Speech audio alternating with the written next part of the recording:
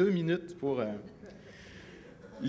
sur le dernier point, au niveau de la mobilisation citoyenne, je vous ai montré un peu certains aspects très rapidement, qui sont abordés quand on essaye de baliser l'acceptabilité sociale. Il semble qu'il y ait certains angles morts, et ça c'est ma vision personnelle, de 4 enjeux qui vont être à traiter de manière prioritaire et que les mobilisations citoyennes mettent de l'avant.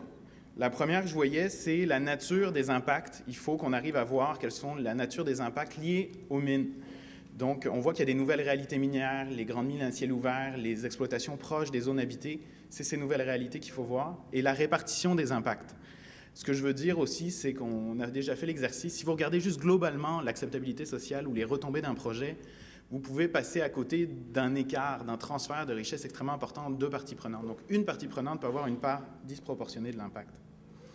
Ce qu'il va falloir qu'on se pose comme question, la non-acceptabilité sociale. L'approche bonne pratique, le problème, c'est qu'est-ce qu'on fait des mauvaises pratiques, puis quel type de sanctions. Quand il y a eu des problématiques, déjà une souffrance qu'on a du mal à documenter locale, quelles mesures de réparation on exige de la part des acteurs? Et on le voit par exemple sur le gaz de schiste, quand il n'y a pas d'acceptabilité sociale, est-ce qu'on met un moratoire, est-ce qu'on retire des permis? C'est quoi les conséquences de la non-acceptabilité? Dernier. Au-delà des projets individuels, ce qu'on voit de plus en plus, c'est qu'on regarde beaucoup des bonnes pratiques au niveau des projets individuels. Il va falloir qu'on s'interroge puis qu'on regarde au niveau régional. Certaines mobilisations ont trait par rapport à l'impact cumulatif des projets. D'autres ont trait par rapport à la pertinence globale de certaines filières. Pensons à l'uranium, pensons au gaz de schiste. Les cadres actuellement disponibles d'acceptabilité sociale n'abordent pas ces questions à des échelles plus larges. Et enfin, un autre aspect fondamental, c'est quoi au niveau de la délibération? Où est-ce qu'on va décider? Qui participe? Quelle place on fait aux différentes voix, incluant les plus critiques? Et comment on gère ce processus-là? Notamment en permettant qu'on évite toutes les situations d'engrenage où on met en place une décision, mais finalement, il y a des engrenages administratifs, juridiques qui peuvent se mettre en place. Et un point extrêmement important, et puis ça, qui est important pour l'industrie, c'est l'arrimage entre les démarches privées d'acceptabilité sociale, de relations avec les communautés locales, et le BAP, les délibérations collectives qu'on fait. Il va falloir qu'on se pose comment on arrime les deux ensemble. Donc, ça, c'était un petit peu ma synthèse de ces éléments-là.